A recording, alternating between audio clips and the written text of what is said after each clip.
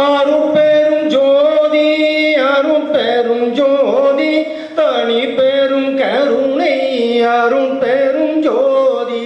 ஒரு ஸ்டூலை வச்சு அந்த ஸ்டூல்ல ஒரு அகலை ஏற்றி வச்சு எனக்கு அளவும் 2 கைகளையும் இப்படி வச்சுக்கிட்டு முதுகு நிமிர்ந்து அந்த விளக்கை பார்ப்பது. உத்து பார்க்க வேண்டாம், சாதாரணமாக சகஜமாக பார்ப்பது சன்மார்க்க வாழ்க்கை, சகஜ வாழ்க்கை. அந்த விளக்கை சாதாரணமாக பார்ப்பது. கைகள் 2 இப்படி வச்சிருக்கணும். வாயினாலே அருட்பெருஞ்சோதி அருட்பெருஞ்சோதி தனிப்பெருங்கருணை அருட்பெருஞ்சோதி சொல்லிக்கொண்டே இருத்தல் வேண்டும். நீங்க 6ஆம் திருமுறையோ 5ஆம் திருமுறையோ முழுசா படிச்சு கரைச்சு குடிக்கணும்னு தேவையே இல்லை. ஐயா கண்டதெல்லாம் கனவே, நீ உண்டதெல்லாம் மனமே, எல்லாம் வீண்ட்டார் கடைசி நேரத்தில். அப்ப எப்படி வேணாலும் நாம இருந்தோம்னாலும் மனமது செம்மையானால் மந்திரமும் ஜெபிக்க வேண்டாம், மனமது செம்மையானால் வாசித்தனை அடைக்க வேண்டாம், மனமது செம்மையானால் வாயுதனை உயர்த்த வேண்டாம், மனமது செம்மையானால் மந்திரமும் செம்மையாமே. அந்த செம்மையான மனதையும் நீங்க உண்டு பண்ணிட்டீங்களே. ஆனால் அருட்பெருஞ்சோதி அருட்பெருஞ்சோதி தனிப்பெருங்கருணை அருட்பெருஞ்சோதி அதில் ஈடுபட்டு செம்மையான மனதின் மூலமாக சொல்லிவிட்டீர்களே. ஆனால் அந்த அருட்பெருஞ்சோதியாக நீங்கள் மாறிவிடுவீர்கள். இது சத்தியம் சத்தியம் சத்தியம் என் ராமலிங்க ஜோதி மீது சத்தியம். அப்படித்தான் இவன் ஆனேன். நான் வேற எந்த இதையும் படிக்கல. சொற்பொழிவின் போது இப்படி பேசிக்கொண்டே இருப்பேன். திடீர்னு முக்கியமான ஒரு சப்ஜெக்ட் எல்லாம் சொல்லியிருப்பேன். ஆனால் இந்த மாதிரி பேசிட்டு பஸ்ல போகும் பொழுது அந்த சப்ஜெக்ட் சொன்னமே அதற்கான ரெக்கார்டுகள் எங்க இருக்குதோ அருட்பெருஞ்சோதி அப்படின்ட்டு நினைச்சிட்டு பஸ்ல படுத்துக்கிட்டே போவேன்.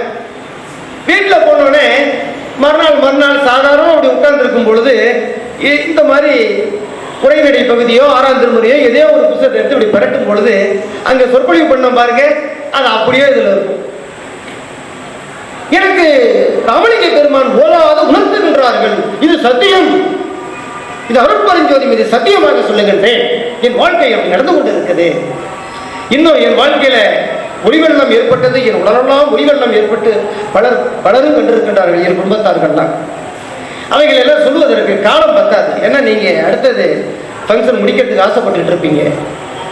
ஏன்னா உண்டை கட்டி சாப்பிட்றதோ பஜனைகள் பண்ணுவதோ அதெல்லாம் ஒரு வரையறுக்கப்பட்ட சமாச்சாரம். பரிந்து உள் உணர்ந்து சத்து விசாரம் செய்து தான் பெற்ற இன்பத்தை சத்தியம் செய்து அதை அவர்களுக்கு உணரச் செய்து விட்டாலே பேரின்பம் பிறந்துவிடும். அடியவன் 1000 பேருக்கு மேலே உள்ளவர்களை சைவத்தில் கொண்டு வந்திருக்கின்றேன். 1000 பேருக்கு மேலதான் இருக்குமே தவிர குறையாது. அடியவன் இருந்தாலும் குறைவாக சொல்லிக் கொள்கிறேன். ஏன் அந்த அருளை பெற்றதனாலே அடியவனிடம் வந்து நின்று எங்கே சொற்பொழிவு செய்துட்டு இறங்கணும்னாலும் சரிதான். அங்க 4 பேர் வந்து ஐயா நான் இன்று முதல் சைவமாயிடுறேன், எனக்கு அதற்கான அனுகூலம் செய்யுங்கள். உடனே கேட்பேன். அங்க ஒரு சூடத்தை வாங்கிட்டு வந்து இதை ஏற்றி அருட்பெருஞ்சோதி மீது சத்தியமாக நான் இனிமே சைவமாயிருக்கேன், நான் இனிமே அசைவம் சாப்பிட மாட்டேன் அப்படின்னு அவன் சத்தியம் செய்வார்கள். அடுத்த உடனே அருட்பெருஞ்சோதி மீது அடியவன் சத்தியம் பண்ணி அருட்பெருஞ்சோதி அருட்பெருஞ்சோதி தனிப்பெருங்கருணை அருட்பெருஞ்சோதி மீது ஆணை, இனி இன்று முதல் உன் ஆன்மா கடைதேறும், உன் குடும்பம் நல்லா இருக்கும், நீ நினைத்தது நினைத்தாங்க எய்தூர அனைத்தையும் தரும்போது இந்த அருட்பெருஞ்சோதி அருண்மணியே என்று அவனுக்கு சத்தியம் செய்து கொடுத்து விடுவேன். அப்போ ராமலிங்க சுவாமிகளுக்கு பதிலாக இவன் சத்தியம் செய்து கொடுக்கின்றானே என்றால் நீங்கள் புரிந்து கொள்ளணும். ஏன்னா இவன் வந்து தன்னை மிகைப்படுத்தியோ இது பண்ணி பேசணுங்கிறதுக்கு அவசியம் இல்லை. நீங்க சன்மானம் கொடுத்தீங்கன்னா வாங்குறது இல்லை, எனக்கு நீங்க ஒரு கலக்கு வாங்கி கொடுத்தீங்கன்னா அதை குடிக்கிறது இல்லை, நீங்க ஒரு இறடி வாங்கி கொடுத்தீங்கன்னா அதை நான் சாப்பிடுறது இல்லை. காரணம் என்ன? அடியனும் வர்றேன், தஞ்சாவூர்ல இருந்து வர்றேன், அவர்களுக்கு தாகம் தாங்க முடியல, என் பக்கத்துல இருக்கிறாரு. அவர் உடனே நாமக்கல்ல இறங்கி தண்ணீர் வாங்கி சாப்பிடுறார். அடியவனும் வர்றேன், எந்த விதமான துன்பமும் நிகழவில்லை. அப்ப தண்ணீர் எனக்கு தேவையில்லை. இல்ல மத்தியான சாப்பாடுல சாப்பிட்றானா? இல்லை. எம்பெருமானுடைய நிலைக்கு வந்தாச்சுங்கிற போது சத்தியம் ஜெயிக்கும்.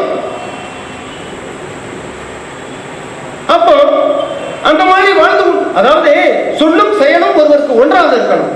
சொல் வேறு செயல் வேறு செய்யவே கூடாது. இறைவனுடையதில்லை. அப்போ ஐந்தொழிலும் செய்யக்கூடிய ராமலிங்க பெருமானை வணங்குபவன் சாதாரண சத்தியம் பண்ண முடியுமா? இல்லை. அது மாதிரி யாராவது சத்தியம் பண்ண உங்களுக்கு மனம் இருந்தால் இங்க சத்தியம் செய்யுங்கள். அடியவன் சத்தியம் செய்வேன். ஏன்? அவர்கள் ஒன்ன நம்பி சைவம் ஆயிட்டான், ஒன்ன நம்பி சத்தியம் செய்திருக்கான் சூடத்துல. எனவே நீ காப்பறுவது உன் கடனே, உன்னை விட முடியாது. அவனுக்கு அகத்தும் புறத்தும் அமர்ந்து நீ அருட்சோதி செலுத்திடுதல் வேண்டும். அவன் வீடுகள் எல்லாம் எதிர்நெறி விளங்கணும். அவன் வீட்டிலே எந்திக்கு பாலகர்களும் அங்கே ஏவல் செய்யுமாறு படிக்கின்றோம். அவ்வாறு படிக்கப்படும், அவ்வாறு நடத்துவாங்க, நடத்து கொண்டு இருக்கு. அதனால தான் மேட்டுக்குப்பமா இருந்தாலும் எந்த சொற்பொழிவா இருந்தாலும் அடியவன் சொல்லியவாறு நடந்து கொண்டிருக்கும். அதனாலதான் ராமலிங்க பெருமானை வச்சு இன்னைக்கு சத்தியமா செய்து சொல்றேன்னா அதுதான் காரணம். சரி, ஆரியம் கூத்தாடினாலும் காரியத்தில் கண்ணியிருக்க வேண்டும். என்ன, தன்னுடைய ஆன்மா கைதேறணும் அல்லவா, இரவாத நிலையை அடையணும் அல்லவா. இறந்து போவதுதான் அவமானம். இந்த உயிரை விட்டு அது 4 பேர் 4 பக்கத்துல 4 பச்சை மூங்கியை வெட்டி வச்சு கட்டி நாயை தூக்குற மாதிரி தூக்கிட்டு போறதா மனித வாழ்க்கை? அறிதறிந்த மானிடனாய் பிறந்த வாழ்க்கை அல்லவா. மனிதன் இறக்கலாமா? இறக்கக்கூடாதே. இதுவரையிலும் வாழ்ந்த வாழ்க்கை பரவாயில்லை. இன்றைய வரையிலும் நீங்க அசைவத்தில் இருந்திருக்கலாம், பரவாயில்லை. இன்று இந்த நிமிஷம் விட்டுடுங்க போதுமா?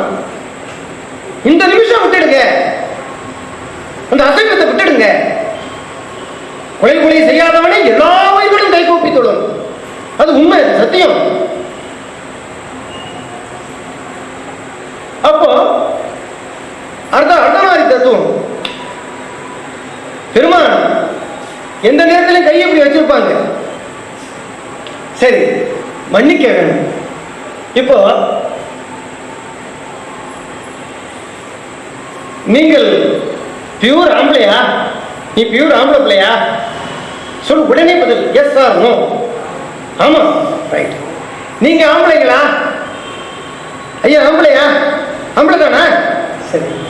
நீங்க பியூர் பொம்பளையா? ஆமா சொல்லுங்க. இல்ல அதுக்கு பதில் இருக்கு, சொல்லுங்க. பியூர் பொம்பளையா? பொம்பளை தானா? சரி, நன்றி. இல்லவே இல்லை.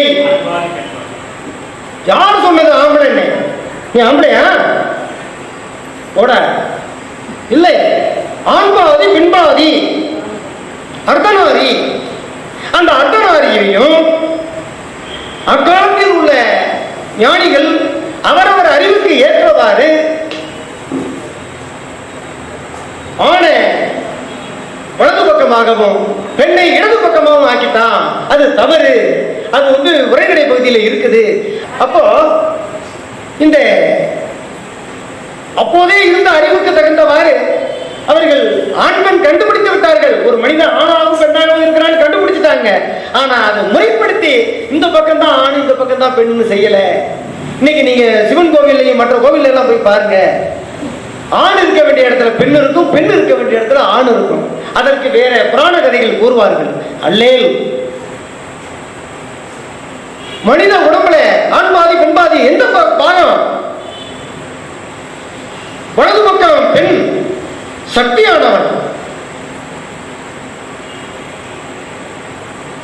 அவ பெண்ணானவள்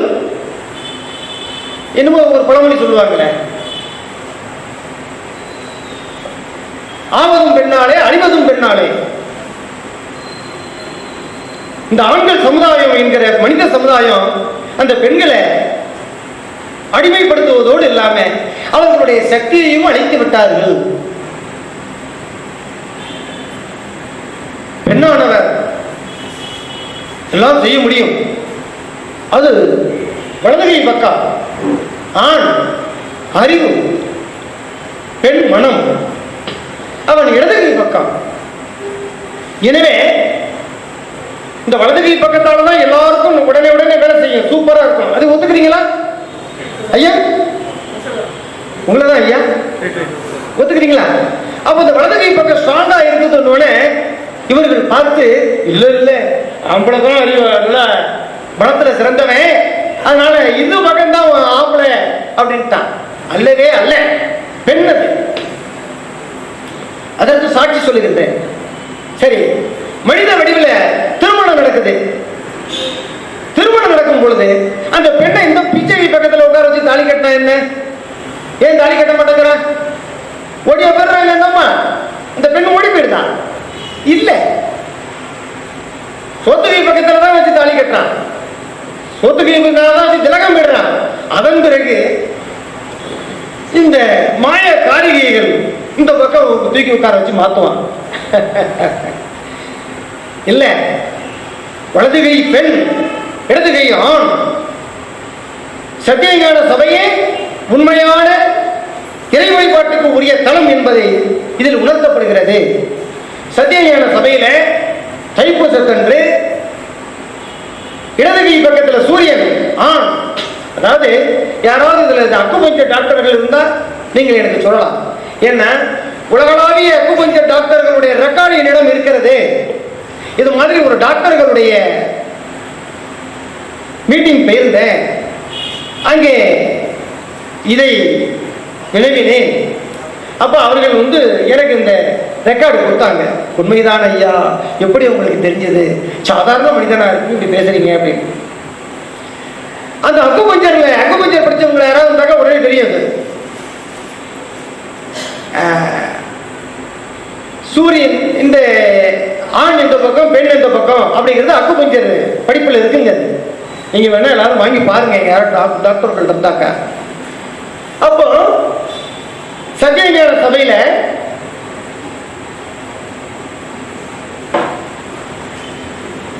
இடதுகை பக்கம் காலையில எழுந்த உடனே முதல் ஜோதிக்கு சூரியன் தக தக தகன்னு எழுந்திருச்சு வர்றான். வலதுகை பக்கத்துல அந்த சந்திரனானது தக தக தகன்னு போய் ஒரு பக்கம் மறையுது, நிக்குது. ரெண்டும் அந்த அந்த காலம் தான் சபை திரை விளக்குறது. சத்திய ஞான ஒளி காட்டுவது அந்த நேரம் தான். எனவே உண்மை வழிபாடு அதுதான். பாக்கி எல்லாம் தேவாரத்தில் வரும். புத்தரும் சமணரும் புறநுரைக்க பக்தர்க்கு அருள் செய்து பயின்றவனே என்று வரும். புத்தரும் சமணரும் புறநுரைத்து விட்டார்கள். அதற்கு மேலே ஒண்ணுமில்லை, வெட்ட வெளி அப்படின்ட்டாரு புத்தர். அதனாலே அவர்களை நால்வர்கள்லாம் சேர்ந்து ஐயோ இவன் இதுக்கு மேல ஒண்ணும் இல்லைன்ட்டானே அப்படின்னா அவர்களை புறந்தள்ளி விட்டார்கள். புத்தரும் சமணரும் புறமுறைத்து விட்டார்கள் என்று குறை கூறி அதை சுமைப்படுத்தவில்லை. ஆகவே சத்தியஞான சபைக்கு இடது பக்கம் ஆண் சூரியன், பெண் சந்திரன். உஷ்ணம் ஆண், குளிர்ச்சி பெண், இருட்டு பெண், வெளிச்சம் ஆண். அது அக்குபஞ்சர் ட்ரீட்மெண்ட் இருக்குது. நீங்க வேணா பாருங்க, நான் வச்சிருக்கேன். வேண்டுமானால் முகவரி கொடுங்க, உங்களுக்கு நான் அனுப்புறேன், ரெக்கார்டு அனுப்புறேன். அப்படி இருக்க சரிங்க, அதை தள்ளுங்க. அது அப்புறம் இன்னும் நீங்க சிந்திச்சுக்கலாம். அந்த எந்த பக்கம் ஆணு எந்த பக்கம் பெண்ணுங்கிறத சிந்திச்சுக்கலாம். அது நிற்க அது நீங்க உங்களுடைய சொந்த கருத்து. இனிமே நீங்க அதை சிந்தித்துக் கொள்வது சொந்த கருத்து. அடுத்ததுக்கு வந்துருவோம். ஆண்பாதி பெண்பாதியான மனிதன் ஒரே உருவம். இதுல ஆண்பாதி பெண்பாதி, ஆணும் பெண்ணும் சேர்ந்து புணர்கின்றார்கள், குழந்தை பிறக்குது. அதே நேரத்தில் ஒரு மனிதன் ஆணும் பெண்ணுமா இருக்கிறான் ஒரு உருவம். அந்த ஆணும் பெண்ணும் சேருவது எக்காலம், எப்போது சேரும்? காரணத்தை கூறுங்கள். மருத்துவர்கள் யாராவது இருந்தாலும் சொல்லுங்க, மன்னிக்க சொல்லுங்க. எந்த நேரம் ஒன்று கூடும்? ஒன்று கூடுவதற்கு வழியே இல்லை. ஒரு உடல் இரு மாறுபட்ட நிலைகள் இருக்கு. அப்ப அது ரெண்டு எப்ப ஒன்று கூடும்? எந்த அவயங்களாலும் ஒன்று கூடாது. கையை இப்படி வைத்தால்தான் ஒன்று கூடும். கையை இப்படி வச்சுட்டு, அதனாலதான் பெருமான் எந்த நேரத்திலே இருந்து வச்சிருக்காரு. நீங்க அந்த மாதிரி வச்சிருந்தா தரிசனம் பண்ணணும். இப்படிதான் வச்சிருக்கணும். இப்படி வச்சிருந்தாக்கா வைக்கலையோ, கையை இந்த மாதிரி வச்சிருந்தீங்களே, ஆனால் நீங்க வச்சிருந்துட்டு முதுகு மட்டும் சாதாரணமா நிமிர்ந்து இருக்கணும். அந்த இது சொன்னல, இந்த வழிபாடு அகல் விளக்கு எரியக்கூடிய வழிபாடு சொன்னனே, கண்கள் இரண்டும் சாதாரணமாக சகஜமாக அந்த தீபத்தை பார்க்கணும். கைகள் இரண்டும் இப்படி இருக்கணும். வாயு அருட்பெருஞ்சோதி அருட்பெருஞ்சோதி தனிப்பெருங்கருணை அருட்பெருஞ்சோதி அருட்பெருஞ்சோதி அருட்பெருஞ்சோதி தனிப்பெருங்கருணை அருட்பெருஞ்சோதி அப்படி சொல்லக்கூடாது. அதாவது அந்த தாயாருடைய தாளாட்டை கேட்டு எப்படி அந்த குழந்தை உறங்குகின்றனவோ, ஒரு சிறிய பையன் அடியவன் உள்ளே வரும் பொழுது பாடினான் அந்த பாட்டு. அடாடா, என்னை அறியாது தாளம் போட்டேன். இந்த ஐயா தான் பாடினாங்க, என் மனம் முடிக்கிடுச்சு. அப்போ இவர் சாதாரண ஒரு அபிஷியல்ல இருக்கிறாரு, இப்படி பேண்ட் சட்டை போட்டுட்டு இருக்கிறாரு, எல்லாம் இப்படிதான் இருக்கும் அப்படின்ட்டு நம்ம போயிடுறோம். ஆனா இங்க உட்கார்ந்து இந்த பாடல்களை பாடுது பேரின்பமா இருக்கு. அதுபோல எந்த இடத்துல விட்டு அருட்பெரும் ஜோதி அருட்பெரும் ஜோதி தனி பெரும் கருணை அருட்பெரும் ஜோதி அப்படின்னு பாடணும். இப்படி பாடிக்கொண்டே இருக்கும் பொழுது இந்த அருட்பெரும் ஜோதி மகாமந்திரம் நாம பாடுறது திரும்ப நம்ம காதுக்கே வந்து விடும். அப்ப அடுத்த வீட்டுக்காரி என்ன பேசுறா காதுல விடாது. இந்த பக்கத்து வீட்டுக்காரன் எப்ப வந்தான் தெரியாது. ஏன்னா கண்கள் இரண்டும் தீபத்தை பார்க்குது, காதுகள் தான் சொல்லக்கூடிய மகா மந்திரத்தை வாங்கி ரெண்டு காதுகளும் கேட்டுக்கொண்டு இருக்கிறது. பக்கத்து வீட்டுல என்ன நடக்குதுன்னு காது கேட்காது. யாரு கதவை தட்டினாலும் தெரியாது. அதற்காக நீங்க கதவை திறந்து வச்சுட்டு திருடனை உள்ள விட்டுட்டு எந்த திட்ட வேண்டாம், கேட்டை பூட்டிக்குங்க. அந்த நீங்க மன்னிக்க வேணும். இங்க இருக்கிறவங்கள யார் ஒருவர் நான் சாக மாட்டேன், நான் சாகாத நிலையை அடையணும், அப்ப ராமலிங்க சுவாமி சொன்னது உண்மையா பொய்யா என்பதை நீங்க நிரூபிக்க வேண்டுமானால், ஆசைப்பட்டீர்களே, ஆனால் விடியற் காலம் 3 to 4 அந்த நேரம் அமுத காற்று வீசக்கூடிய நேரம். அதானே பெருமானே, அமுத காற்று வீசக்கூடிய நேரம். மனிதனுக்கு என்று இறைவனால் கொடுக்கப்பட்ட அமுத காற்று வீசக்கூடிய நேரம் 3 to 4. அந்த நேரத்தில் எழுந்து அந்த தீபத்தை அந்த நேரத்தில் நீங்க குளிக்கணும்னா வேண்டியது இல்லை. இதையும் நீ இப்ப யாரும் அந்த பையன் சொல்லுவான், இதையும் யார் நம்புறது அப்படின்பா. இப்ப குளிக்க வேண்டியது இல்லைன்னு சொல்லுங்கிறதுனால என் தலையெழுத்து என்ன சொல்ல வேண்டியதா இருக்கு. இந்த இடத்தை விட்டுறாதீங்க. ஏன்னா அடியவன் என்னுடைய நிலைப்பாடு ஆழ்ந்த நிலைக்கு போய்ட்டு டக்கு டக்குன்னு கட்டாயிடும். அதனால மன்னிக்க வேணும். இவன் சொல்லுவான், என்ன சொல்லுவான், இவன் குளிக்க தன்னை பத்தி பேசுறானே அப்படின்பா. அடியவன் சொன்னேன், நீங்க 3:30 மணிக்கு எழுந்து குளிச்சிங்கன்னா நடுக்கும் பேசுறபடியா உள்ளவங்களுக்கு. சில பேருக்கு துன்பமாக இருக்கும், வயதானவர்களுக்கும் துன்பமாக இருக்கும். இந்த மாதிரி குழந்தைகளை பிடிச்சி எழுப்பினாக்கா அவன் 2 அரைச்சு அரைமா, என்ன இந்த நேரத்தில் போய் என்ன எழுப்புறியன்னு குளிக்க வைக்கிறேன். குளிக்க வேண்டாம். சாதாரண முகம் கை கால் கழுவிட்டு மோசம் வந்தா போங்க, 2 மணி நேரம் உட்காந்துருங்க, அது போதும் ஐயா. சரி, இப்ப இவனை பார்க்கின்றீர்களே, இவன் குளிச்சவனா குளிக்காதவனா, இல்ல பாண்டையா, இல்ல நாரதா அப்படின்னு செத்த அடியவனை சொன்னா சௌரியமா இருக்கு, சந்தோஷமா இருக்கு. எனக்கு சொல்லுங்க ஐயா. குளிக்காத மாதிரி பாண்டியா தெரியறானா? இல்ல, பார்வைக்கு என்னமா தெரியுது, கிட்ட வரவா, பிரைட்னஸா இருக்கு. ஓஹோ, ஐயா சொல்லிட்டார். ஐயா குளிச்ச மாதிரி தெரியுதா ஐயா? தெரியுது ஐயா சொல்லிட்டார். சரி ஏமா குளிச்ச மாதிரி தெரியுதாம்மா?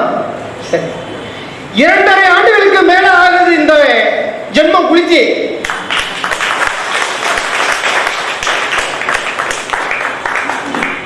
இரண்டரை ஆண்டுகளுக்கு மேல ஆகுது. எத்தனையோ அக்னி நட்சத்திரம் வருது. அடிக்கடி கரண்ட் பீச பிடிங்கிறான். அடியவன் மீது எந்த துர்நாற்றமும் வீசவில்லை.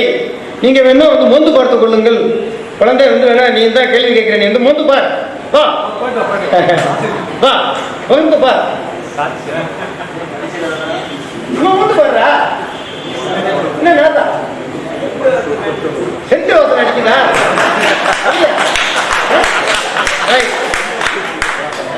இது உண்மை.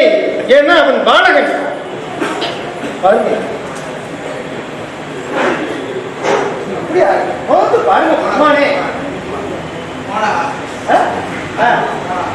அவர் சொன்னது உண்மை.